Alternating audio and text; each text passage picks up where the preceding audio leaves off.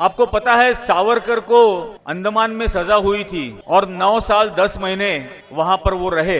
15 बार mercy petition दिया, जिसको मैं दया की भीख मांगी ऐसा कहता हूं, क्योंकि एक बार दिया तो वो एक अर्जी हो गई, 15 बार दिया तो वो दया की भीख मांगी। वो भीख मांगने के बाद जब उनको वहां से रिहा किया और पुणे के येरवड़ा जेल में लाकर रखा, तो 1923 में उन्होंने पहली बार ये किताब लिखी हिंदुत्व नाम की। और ये जो शब्द है हिंदुत्व, इसको जन्म उन्होंने दिया, उसके पहले वो कभी इस्तेमाल में नहीं था। और उस किताब में खुद उन्होंने लिखा कि हिंदू धर्म और हिंदुत्व का कोई संबंध नहीं है, हिंदुत्व एक राजनीतिक सोच है और वो सोच नफरत के आधार पर है, नफरत बाकी धर्मों के लिए। क्योंकि उसी किताब में उन्होंने लिखा कि कौन इंडियन हो सकता है, तो उन्होंने लिखा कि जिसकी पुण्य भूमि भारत है और पितृभूमि भारत है, वही इस देश का नागरिक हो सकता है। इसका मतलब मुसलमान इस देश का नागरिक नहीं हो सकता, क्रिश्चियन इस देश का नागरिक नहीं हो सकता, जू इस देश का नागरिक नहीं हो सकता और बुद्धिस्ट भी इस देश का नागरिक नहीं हो सकता, क्योंकि उनकी पुण्य भूमि भी